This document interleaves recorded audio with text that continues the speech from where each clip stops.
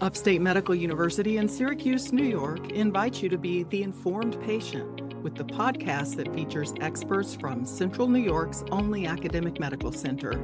I'm your host, Amber Smith. A doctoral student at Upstate received a national honor called the Outstanding Scholars in Neuroscience Award Program this year, in recognition of exceptional neuroscience research and academic potential. Today, I'm talking with Aya Kobeissi about her work. Welcome to the Informed Patient, Ms. Kobeissi. Thank you so much for having me.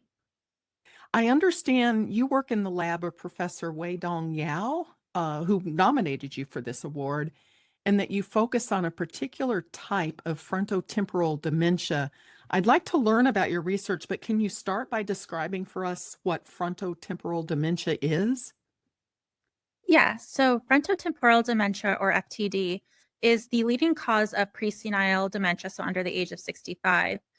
And what it is a neurodegenerative disease, progressive neurodegeneration of the frontal and or temporal lobes. And so oftentimes this will manifest in many behavioral symptoms, such as the loss of self-control and behavioral disinhibition, the loss of empathy and social inappropriate behavior, as well as poor judgment. Is it a type of Alzheimer's or is it different from Alzheimer's? It is different and distinct from Alzheimer's. I see. Now, how many different types of FTD or frontotemporal dementia are there? There are several forms of FTD that can be broadly categorized into three main subtypes, including behavioral variant, which is the most common, and this is where many of the behavioral symptoms, such as disinhibition and loss of empathy, stem from.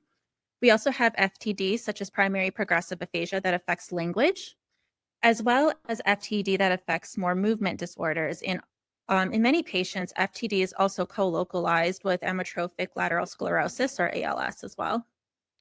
Now, you mentioned the behaviors. Is that how FTD is diagnosed? Is it based on a patient's behaviors? Yes, a large part of that is diagnosed based on patient behaviors, as well as some imaging studies to show neurodegeneration in certain brain regions, primarily that of the frontal and temporal lobes. What do we already know about empathy in dementia? What happens with empathy? Yeah, so the loss of empathy is one of the first signs of frontotemporal dementia.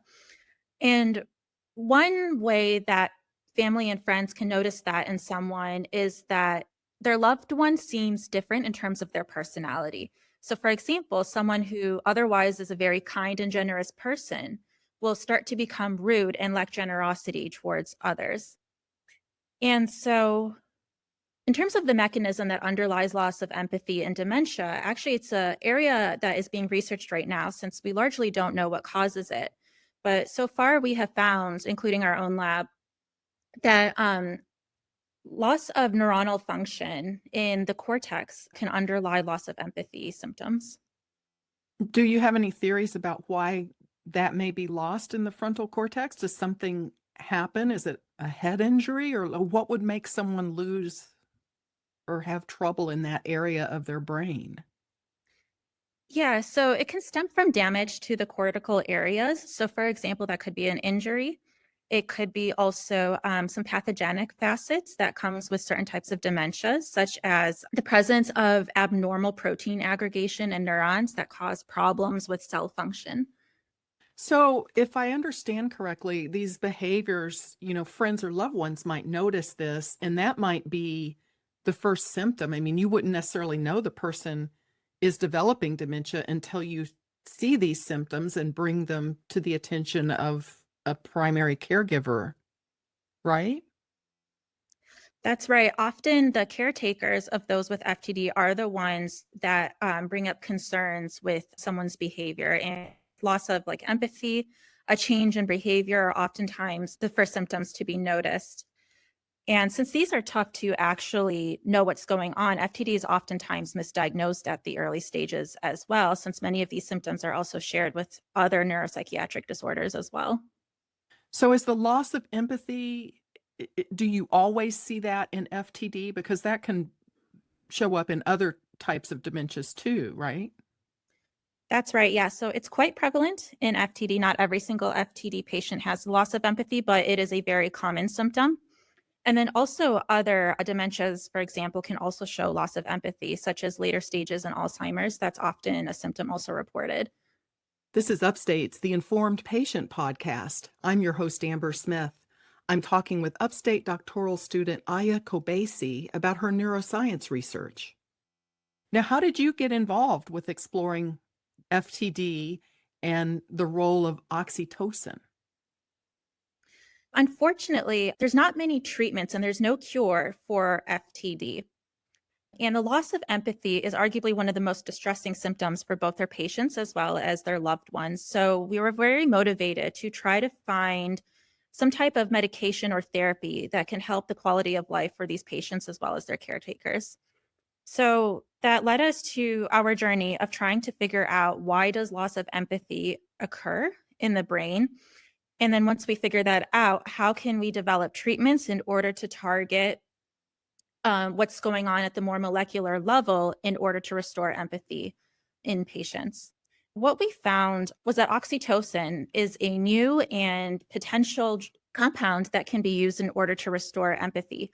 And we're very excited about this because it is a very safe to take, and it is also quite efficacious in our study.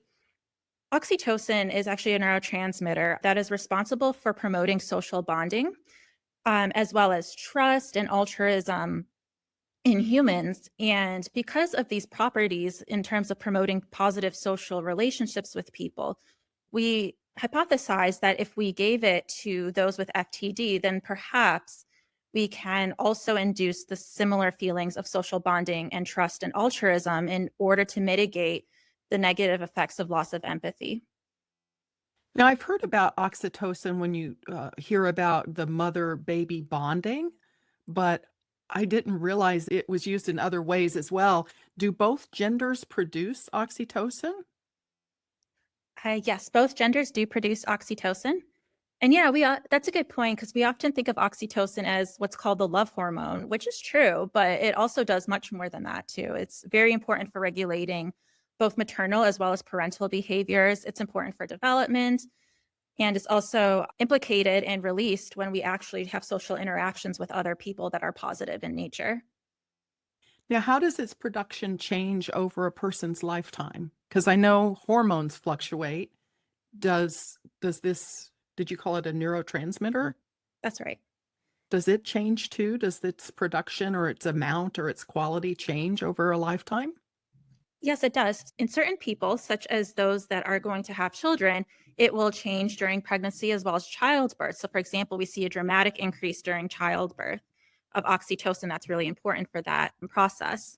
So, then as we get older, actually, this is an interesting topic because we don't know much about it, but baseline levels of oxytocin declines with age. However, when those who are older have positive social interactions with another, oxytocin is released in greater amounts during those interactions specifically. How will you go about testing whether the oxytocin can improve empathy? We use a mouse model that shows one of the pathogenic facets of TD. And these mice show a complete loss of empathic compassion towards another in need. And so what I did is I gave these mice oxytocin as an intranasal supplement. So, for example, a nose spray. And just even that single intranasal dose of oxytocin fully restored compassion in these mice. Wow, interesting. How do you tell compassion in a mouse? Yeah, let's say you have your test mouse and then you give it another mouse that is distressed. So when a mouse becomes distressed, they'll start to groom themselves vigorously and they will seem agitated. And so our test mouse then, in response to that, will start grooming and cuddling with that other mouse, which is a form of compassion in rodents. Interesting. Now, what attracted you to the field of science to begin with? Is this something that you were interested in high school? Yeah, so I've been interested for quite a while now. So I always thought it was really interesting how molecules can lead to life essentially and different behaviors. Like if you change neurotransmitters in the brains, you can alter how someone feels, for example, or perceives things. But more importantly than that, too, is my brother has severe autism. And it was very hard on both him as well as us as his caretakers because we really couldn't do much to help him. And so that got me into the field of wanting to try to understand the neural circuits that underlie neurological disorders, as well as to develop treatments in order to improve the quality of life or ideally cure it for people as well. How much of your day is spent in the lab? About like what's a typical workday? So about 8 hours. There are days that we spend much more than that, 10, 12. So I probably spend probably most of my day in the lab doing research. And you're working on your doctorate, and then once you attain that, what is your plan? Do you want to stick with this field of research? Yes. So after this, I'm going to go on to a postdoctoral fellowship on the West Coast this time.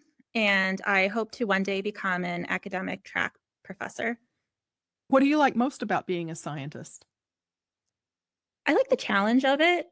Every day is a new challenge. We're always doing different things and we're working on things that has never been done before.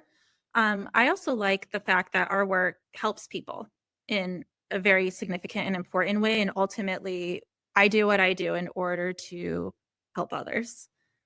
Well, Ms. Kobeissi, I appreciate you making time to tell us about your work, and it's very exciting. Thank you.